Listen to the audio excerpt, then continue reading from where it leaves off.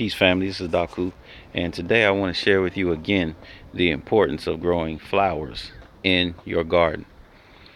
As George Washington Carver taught us, it's important to understand the relationship between humans, animals, insects, and plants in your garden, and flowers play their role as well. If you're anything like me, I don't know if it's a man thing, but years ago I used to say I ain't trying to grow no flowers, I'm simply trying to grow food. But again, flowers play a very important role in your garden. All right. So not only are they beautiful and not only do they have a good scent, but you can also eat them. So they're edible as well. You can throw them right in there in your salad. We got some marigolds here and we got some pansies here and other flowers. Um, Let me clarify, you can't eat all flowers. Some of them are poisonous. All right. But as long as you know that the flower that you have planted is edible, you can go ahead and eat them. And right here in our backyard, in urban garden ecosystem, we actually, everything in here is edible. And many of the plants that we plant have multiple edible parts. Anyway, so we plant these flowers early in the season so that they can attract your beneficial insects. All right.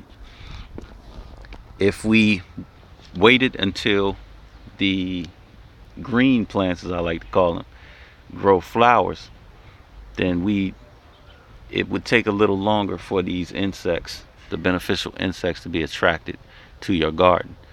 But the aroma, the smell, the bright colors, they all attract these beneficial insects. And we have created a ecosystem in our backyard in which the insects don't have to go anywhere. They can spend their entire lives right here in our urban garden. Okay, so there we have some of our flowers. If you come up here, you'll see what I was kind of mentioning. These berry plants have no flowers on them yet. This berry plant is kind of young, so we're not looking for any fruit off of this plant this year. If we get some, that's great. If not, we're not even expecting to have any.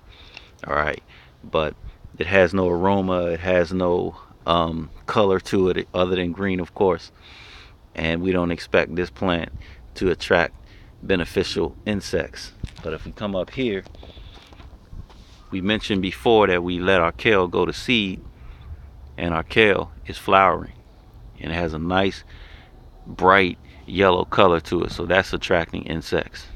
Up here we have our our blackberry plant that has really gone to flower. We got flowers everywhere. So with all these beneficial insects that live here, we expect to have quite a bit of blackberries this year, just in this little space. All right, just follow that on down. Here we have our strawberry plants, which also are flowering. So we're making sure that we have plants that are going to flower early in the season so that we can have our beneficial insects satisfied and they don't have to go to somebody else's yard or go hunting for pollen or whatever else they need to eat.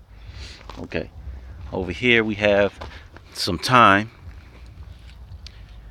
and the aroma of the thyme is also going to attract your beneficial insects. We have some mint here. I think we had this about 3 years.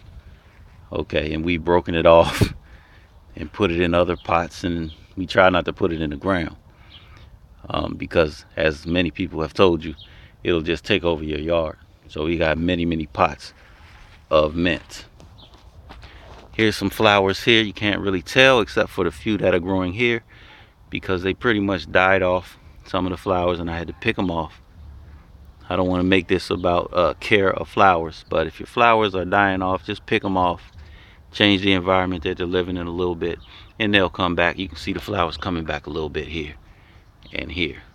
So maybe in a couple of weeks we'll have more flowers. All right. So basically, I just wanted to remind you, I don't want to keep you too long. Just wanted to remind you that it's important to not just grow fruits and vegetables, but also grow flowers. They're edible, they look good, and they smell good, and they attract your beneficial insects. This has been Daku. Peace.